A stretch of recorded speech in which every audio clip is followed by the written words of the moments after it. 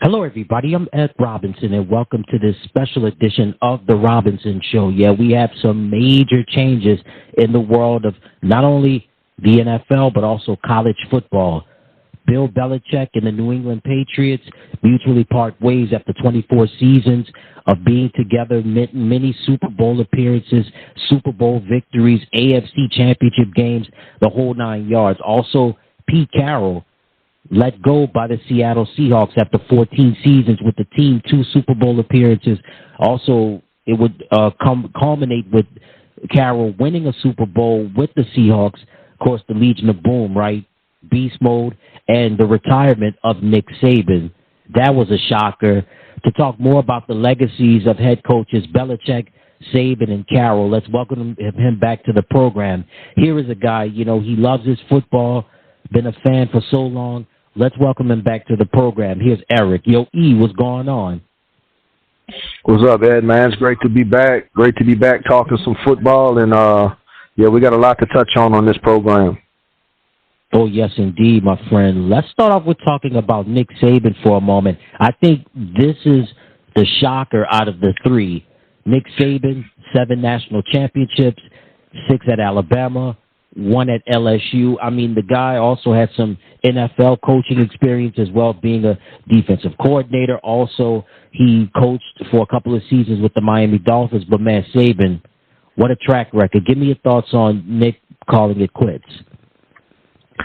Yeah, that one caught me off guard. I felt like they were so close to getting into the championship this year. There was literally one play away. Why they called that play for Jalen Monroe or try to run the ball up the middle, I don't understand. But, I mean, they were competitive this year.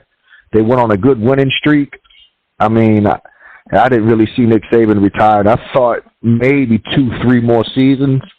But I guess the wear and tear of the season, the ups and downs, the emotional swings of games, and guess he just felt like, it was time to call it a career, and what a great career it was. Indeed, it was a great career, Eric. Now, as far as his coaching career is concerned, we know about some of the experience that he had in the NFL, but he started his head coaching career in 1990 at the University of Toledo, and then after several years in the NFL, he returned to the coaching ranks, and he coached the Michigan State Spartans for 4 seasons. He was responsible for bringing that program back up, and then he got to LSU. Now, Eric, LSU was a graveyard at the time. LSU was not the program as it is today. It was kind of like a pit stop, so to speak, but he put the program on the map, winning a national championship. Give me your thoughts of Coach Saban's time at LSU and what he did to bring the program back. Well, he set the standard there. He came in with I would say a college team that needed help, needed guidance, needed leadership, and he proved that. He brought that, and he made recruitment better, made players want to come to LSU. Before Nick Saban, you've seen some players come from LSU into the NFL and do good, but after Nick Saban and the success he had at LSU, you see LSU players come to NFL, drafted first round, second round all the time, and he set the standard, and he definitely turned LSU around and in a good way, and without him, I don't think LSU would be the program he is today. Sometimes you leave a lifetime impression on people and a team and a fan base, and that's what he brought to LSU, and because of him, I think that's why they have a lot of success they have today. Yeah, indeed, and he set the standard for Les Miles and Ed Orgeron and Brian Kelly for the LSU coaches that would follow him. And so after 2 seasons with the Miami Dolphins, he returned to the coaching ranks, being the head coach of the University of Alabama Crimson Tide. Eric, great success. I mean, he won 1 national championship at LSU, but 6 national championships at the University of Alabama. They gave him complete control. They rolled out the red carpet for him, and a lot of talent that he had at the University of Alabama. Give me your thoughts on Coach Saban and his time with the Tide. It was phenomenal, probably some of the greatest coaching college football history. And I mean, you got to look at the players that came under his tree. You know, Derrick Henry's, your Mark Ingrams. I mean, man, Julio Jones. I mean, he did some great stuff there in Alabama. Won so many championships. It seems like every year they was within a game or a play away from getting another championship or going back to a championship. He definitely, no doubt, set the standard at Alabama. And just like LSU, I think it's going to leave a mark at Alabama. And I think Alabama's going to continue to roll along. And I think whoever takes his place, you're going to be in a good place. You're going to be set up good because Nick Saban, he's a recruiter.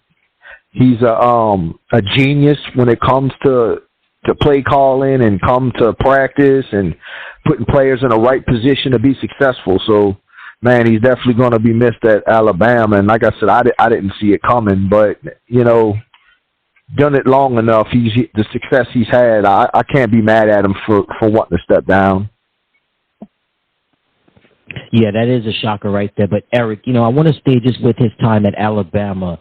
He produced some Heisman Trophy winners, and you can correct me if I'm wrong. Derrick Henry, Devontae Smith, Mark Ingram, and I believe, if I'm not mistaken, Tua Tagovailoa. No, I don't think Tua was not a No, Heisman he Trophy didn't. winner. He didn't win it. He didn't win it, but I know it was Derrick Henry, Devontae Smith, and Mark Ingram were, I mean, the countless Heisman winners that he produced during his time at Alabama. Just give me your thoughts on Saban and just having that pedigree and having that knack for talent. Yeah, I mean, like I said, he was a recruiter's dream, man. He recruited very well, and some players, I think, transferred as well. But, yeah, no doubt, everybody wanted to play for Nick Saban because they knew if you played for Nick Saban, you no doubt had a chance at winning a championship every year with Nick Saban, you know, in control. You always had that chance. And he's developed a lot of players, and like you said, Heisman Trophy winners. So, man, it's a crazy day for Alabama. But, man, boy, he was a great coach. I want to stay one more with Coach Saban before we move on. I know the landscape of college football has changed since he's started becoming a head coach, whether it be at Toledo or Michigan State or LSU, or even when he got to Alabama. The NIL and the transfer portal, do you think they had a lot to do with his decision to retire, or do you think it was just he was ready to step down and, you know, right off into the sunset? Yeah, I don't think that persuaded his decision because, you know, the transfer portal probably would have helped him out too because a lot of players would have transferred to Alabama. And so I'm not 100% sure. I wouldn't think so. I think he had it in his mind, championship or not, this would be his last year. I think he had this brewing for some time now this season. I don't think it just came up after the loss in the playoff against Michigan. I think he knew it was going to happen this year. I think he premature knew about it probably mid-season, I would think. I think his legacy is going to be not just with Alabama, but just his head coaching career as a whole. Oh, probably be named the greatest of all time. I mean, 7 championships, that don't happen by fault. That don't happen by coincidence. I mean, you got to think, too, he won 1 at LSU, left college, came back to Alabama, and won 6 at Alabama. So, you know, 2 different colleges winning the championships. That's just great coaching. I think he'll go down as one of the greatest of all time, right at the top of the Bear Bryants, you know, Bo Schembechler, Woody Hayes. He's going to be right up there with all of them. I mentioned that during his time at Alabama, he had 4 Heisman Trophy winners: Mark Ingram, Derrick Henry, Devontae Smith, and Bryce Young. So there you Bryce have it. Young, that's it. Mm-hmm. Yeah, I've been brainstorming. I was like, I think a quarterback won. I'm trying to remember who it was. Yeah, Bryce Young. That's true. Mm-hmm. Mm-hmm. Those are the 4 during Coach Saban's time at Alabama. Let's move along now to. I want to talk now just about Pete Carroll for a moment. This one was a shocker to me, too. 14 seasons. as the head coach with the Seattle Seahawks. 2 Super Bowl appearances. He won 1 Super Bowl, of course, Super Bowl 48, led with the Legion of Boom defense. Marshawn Lynch, beast mode. Russell Wilson did his thing. And the following year, they went to the Super Bowl. We know how that ended. That didn't end so well. But Coach Carroll, again, had a great career in college, and then was able to transition to the NFL, which is weird because the transitions aren't so good for head coaches going from college to the pros. Give me your thoughts on Coach Carroll about the decision with Seattle letting him go. Hey, sometimes you just need change, I guess, and I guess they felt like they needed to make change. You know, Pete Carroll won national championships at USC. Then when came into the NFL, won a Super Bowl. 2 other coaches have ever done that, and it was Jimmy Johnson with Miami Hurricanes, then won a national championship, then went to Dallas and won a Super Bowl, and Barry Switzer, he won a national championship with the Sooners, then came to Dallas and won a Super Bowl, and so now you got Pete Carroll who's done the same. But, yeah, I figured maybe 1 more year, maybe, because he was coming along so good with Geno Smith, I felt like, but I guess they just ready for change. Maybe they want a younger, more sparkier coach, you know, and then they got some coaches that's going to be definitely looked at, and I guess maybe they got something else in mind. They want to go a different route, and you know, you can't be mad what Pete Carroll did over there. That's the only thing I have a knock against Pete Carroll. Run Marshawn Lynch in the Super Bowl, they would have won. He decided to throw, got intercepted. But, yeah, that's the only knock I have against his coaching career in the NFL is not running Marshawn Lynch when he should have at the goal line. But great coach. I think he'll get into the Hall of Fame. I want to get more into Carroll's NFL career in just a moment. I want to talk about his time as a college coach, specifically at USC. Eric, he won multiple Rose Bowls, Orange Bowls, also multiple Pac-10 titles. Well, the Pac-10 is no more, but multiple Pac-10 titles, and of course, national championships. Man, he had Matt Leinart, Reggie Bush, Lindell White, Dwayne Jarrett, just to name a few. Just give me your thoughts on Pete's time when he was at USC.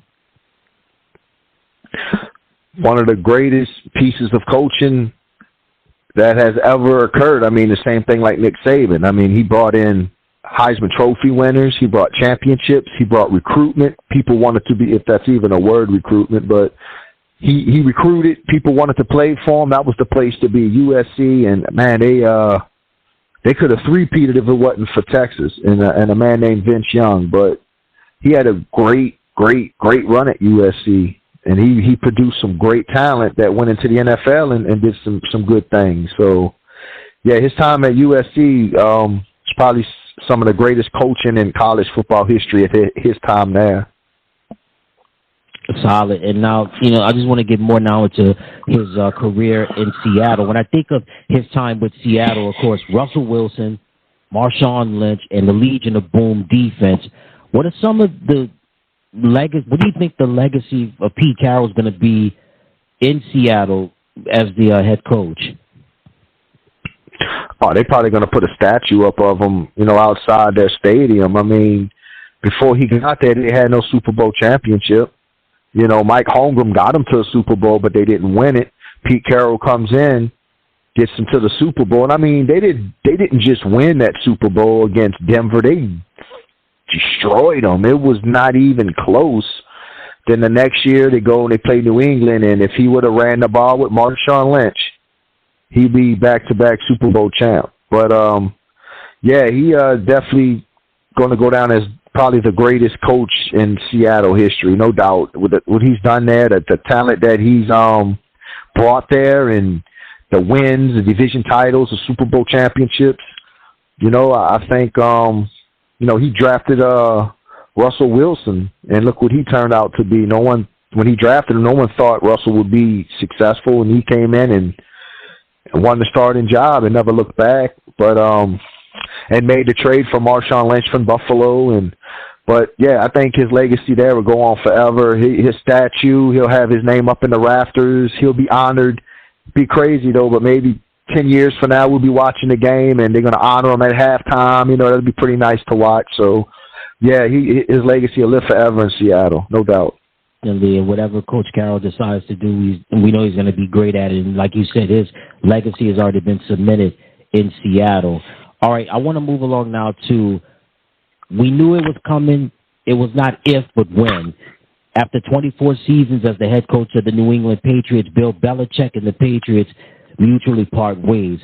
I mean, Eric, listen, we know about Bill, Coach Belichick, 9 Super Bowl appearances, winning 6 Super Bowls, countless AFC Championship game appearances. I mean, hey, we can go back even when he won 2 Super Bowls as a defensive coordinator with the New York Giants under the Bill Parcells coaching tree. Just give me your thoughts on Coach Belichick and him in New England parting ways. Yeah, you knew it would be coming. You know, once he hit that 22nd, 23rd year with the team, I figured he might get to 25. But they feel like they probably was a mutual agreement. And, you know, New England's team's going to look different next year. And no Bill Belichick, so that means whoever gets hired on as the head coach, he's going to put his stamp on that team. So which means Mac Jones and a lot of these other players, don't count on them being there. And don't count out whoever the new head coach is trading up in the draft to maybe try to grab Caleb Williams or Drake May, you know, or maybe even Marvin Harrison Jr. to start that franchise off right. My opinion, a quarterback. And I think the new coach there is going to put his stamp on the team, and a lot of heads are going to roll from New England. I don't know if it's going to be a lot of coaches, but Mac Jones' days are probably done there because that's a Bill Belichick man. Whenever the new head coach comes in, he's going to want his quarterback and his players. So, yeah, a lot's going to change. So, but, yeah, I've seen it coming, but I didn't see it coming. I'm not surprised that it happened. I wouldn't have been surprised if it didn't happen. It's just that point in his career with New England that anything was possible. So it might be good for both of them, a fresh start for Bill Belichick and a fresh start for New England. But whoever he does coach for next year, and if they do play New England next year, that's going to be a hot ticket. Yeah, you already know it's going to be a hot ticket. It was a hot ticket when Brady returned to Foxborough on Sunday Night Football. That was a hot ticket. So like you said, it could be a hot ticket whoever Belichick winds up coaching going up against the Patriots. I want to stay just with Bill's legacy with New England. So, listen, we know when you think of Bill Belichick, you think of the owner, Robert Kraft. You also think about the quarterback, Tom Brady. What comes to your mind just in general when you think of the legacy of that duo with Belichick and Brady? I mean, you're going to talk those two names forever. I mean, look at Chuck Noll and Terry Bradshaw. Still talk about that, you know, to this day. Bill Walsh, Joe Montana. You still talk about that to this day. Jimmy Johnson, Troy Aikman. So, yeah, you definitely going to talk about them. Two names will be linked together forever, and they'll be in the Hall of Fame together forever. So they done some great things. They done stuff that I never would have dreamed that a head coach with the same quarterback will win 6 Super Bowls and appear in 9 of them. That's insane. So, yeah, they're going to be linked together forever and going to be probably the greatest coach-to-quarterback combination in the history of the NFL. You even still hear Vince Lombardi and Bart Starr, and that's back in 67, 65, you know. So, like I said, you're going to hear Brady, Belichick, 40, 50 years from now, 60 years from now, you'll still be hearing that combination, no doubt. Absolutely. Now, we'll stay with Bill in New England. So we know about Tom Brady, but he had some great talent during his time as the coach of the Patriots. Randy Moss, Rob Gronkowski, Julian Edelman, Teddy Bruschi, Ted Johnson, Vince Wilfork, Richard Seymour, Ty Law, Lawyer Malloy, Corey Dillon, Rodney Harrison, Troy Brown, Bethel Johnson, David Patton. I mean, what do you think about some of the talent that Belichick has coached over the years during his time in New England? Some great talent. You named a lot of great talent there, too, but also a player that sticks out in my mind was Kevin Falk. when he first came to New England from LSU, he was on part of some of them earlier Super Bowl teams, and Kevin Falk was such a I would say a versatile player from out the backfield catching. He even returned some punts some seasons, but he definitely brought in players and made them to be better than they should be. Like Randy Moss, he was phenomenal, of course, with the Vikings and all, and he did some good stuff with the Raiders, but he comes over here to New England and his career just platooned. I wish he would have got a Super Bowl out of that with Brady, but the one they went to, they wound up losing, and guess the Giants wanted it more in that game. But I really wish Moss could have got a Super Bowl out of it. But you know, Deion Branch. I mean, there's so many of them. Ty Law. It just goes on. Richard Sherman. There's so many great names, man. He brought so many great players and gave us so many great games. It's phenomenal what he did in New England. Yeah, indeed, and definitely there's going to be so many great memories. You know, before Belichick became a head coach, they had went to a Super Bowl. They went to 2 Super Bowls, weren't successful, but since he arrived there, and of course with Brady and the talent that would follow, it would be championship after championship. And any final thoughts on the legacy of Coach Bill Belichick in New England and going forward? I mean, it just tells you his genius. You got to think, when he came to New England, the quarterback was Drew Bledsoe, who was already proven to be a good quarterback and already led New England to a Super Bowl. They lost to Green Bay in the Dome. Bill Parcells was the coach. But then he comes in and drafts a 7th-round Tom Brady. Bledsoe gets knocked out. Brady comes in, and the rest is history. So, you know, if he never would have took that chance on Tom Brady, who knows what we'll be talking about today about, you know, Brady and Belichick. But, yeah, Belichick, no doubt, just like Pete Carroll. I mean, they're going to have a statue of him. They're going to honor him one night, maybe 10 years down the road at a halftime on Sunday Night Football or Monday Night Football. He'll come out and be honored, and promise you Brady will probably be standing there to help honor him. Be something nice to look forward to down the road. But his legacy will forever live in New England no matter what, and I'm pretty sure the fans will be happy to see him when he does return, if he even returns as an opponent or to be honored. But his legacy will live forever. Like I said, they have a statue and everything of him as well. There's no doubt. Absolutely, man. And certainly, like you said, is future Hall of Famer, somebody, his legacy is going to live on for a long time up in New England, up in Foxborough to be exact. So, Eric, any final thoughts you may have on with Coach Belichick or Coach Carroll or Coach Saban, or any information you have on those coaches, any other coaches you'd like to share? Well, you know, Nick Saban and Bill Belichick are actually real close friends, and I think they coached together in the past. So they're linked that way. And if you think about Bill Belichick and Pete Carroll, they played in the Super Bowl, and that's the Super Bowl where he should have ran Marshawn Lynch and didn't. Butler intercepts the ball. New England wins. That was Carroll versus Belichick. Saban and Belichick have a history. It's crazy how all 3 of these coaches are in the news right now for not being on a team. Got 1 retiring and 2 moving on. And maybe Bill Belichick could go on and do something that's never been done, be the first head coach to go win Super Bowls with coaching 2 different teams. It has never happened in my acknowledgement, I can tell you that. So, and Pete Carroll, too. He could go somewhere else and win a Super Bowl. He would have won a Super Bowl with 2 different NFL teams. No head coach has ever done that. A couple of them have brought other teams to the Super Bowl, you know, Mike Holmgren and Bill Parcells, but I've never seen none of them win Super Bowls with 2 different teams. So it'll be interesting to see if that happens down the road and make history. So, but it'll be interesting to keep your eye on the TV. And next upcoming weeks, spots are going to be filled. People are going to be coming after these coaches. And don't forget about Jim Harbaugh over there in Michigan. He might be creeping back into the NFL. So it's going to be a coaching carousel, no doubt, this year. But the crazy part about this is it ain't just your average Joe name coaches. These are Super Bowl winning, future Hall of Fame coaches. So this is going to be interesting offseason. Absolutely. You're right about that. And we'll leave it on that note. Eric, as always, again, thank you so much for taking time out of your busy schedule, man. If ever you want to come back on, you know where to find us. Yes, sir. I appreciate it. Thanks for having me. For sure. And that's going to do it for this edition of The Robinson Show. Until next time, everybody, I'm Ed Robinson saying so long, and you take care.